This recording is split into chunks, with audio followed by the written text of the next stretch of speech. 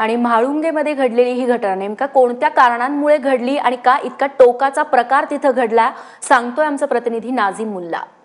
शेजारच्या मांजरीनं घरात प्रवेश करत ताटात तोंड घातल्यानं मांजरीला घराबाहेर फेकण्यात आलं आणि याचाच जाब विचारायला आलेल्या महिलेची हत्या करण्यात आली आहे। हा धक्कादायक प्रकार पिंपरी चिंचवडच्या म्हाळुंगे या ठिकाणी घडलेला आहे। साळवे कुटुंबियांच्या घरात रंगपिसे यांच्या मुलीची मांजर आली।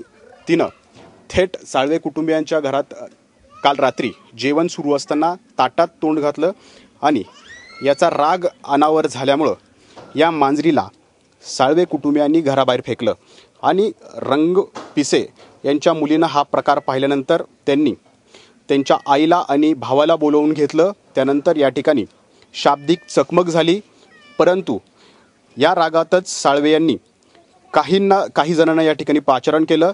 काही 4 तरुण जे आहेत ते या ठिकाणी आले, त्यांनी रंगपिसे यांना आणि त्यांच्या कुटुंबियांना जबर मारहाण केली।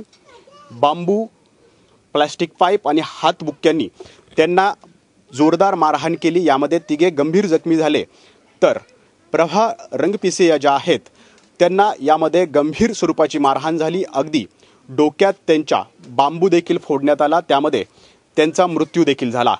या प्रकरणी हिंजवडी पोलिसांनी 4 अटक केली आहे। मात्र एका मुक्या प्राण्यावरून ही झालेली झटापट आणि त्यातून झालेला एकाचा मृत्यू हे अतिशय संतापजनक आणि आश्चर्यकारक आहे। कॅमेरामन तुषार ननावरेसह नाझीम मुल्ला, एबीपी माझा, पिंपरी चिंचवड।